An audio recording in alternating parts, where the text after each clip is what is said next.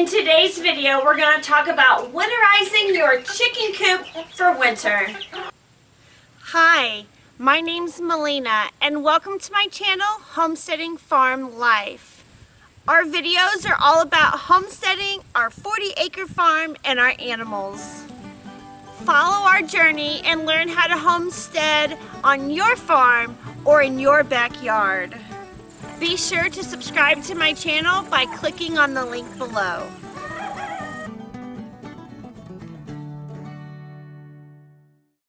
Whenever you're ready to winterize your coop, you should check for any cracks, holes, or other areas that can cause drafts.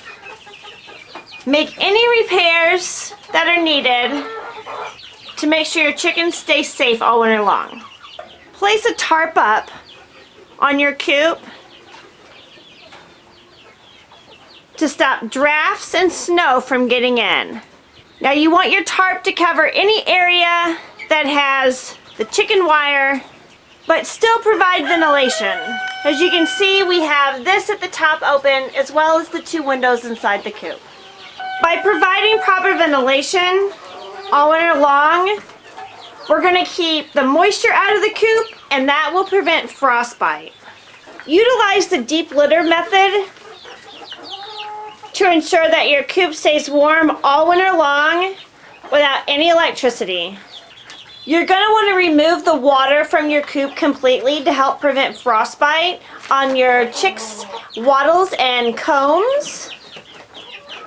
Instead, exchange that with a heated water bowl. Place the heated water bowl outside of your coop where your chickens have easy access. If you're new to having chickens, maybe you don't know what the deep litter method is. I just made a video about me doing the deep litter method in this very coop the other day. I'm going to share a link to that video down below. I really suggest you utilize these winterizing your chicken techniques that I just taught you about proper ventilation, the deep litter method, putting tarps up, and removing the water from your coop and using a heated water bowl outside. You do not need electricity necessarily to heat your coop. If you do not want to use electricity for a heated water bowl, that's totally okay. What I suggest to do instead is to use black tub out in the pasture, and a few times a day bring a 5-gallon bucket out. I would say 3 to 4 times a day depending on your environment. I would bring a bucket of hot water out and then refill the tub just to ensure your chickens have fresh water 24/7. Share with me your ideas. What else do you do to winterize your coop every year? Please share your videos and your photos and your comments down below.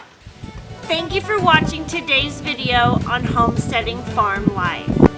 Please share this video with your friends and click that thumbs up button below. If you're interested in homesteading and farming, why don't you join our journey by clicking the subscribe button and then choosing the little bell icon so you never miss a video.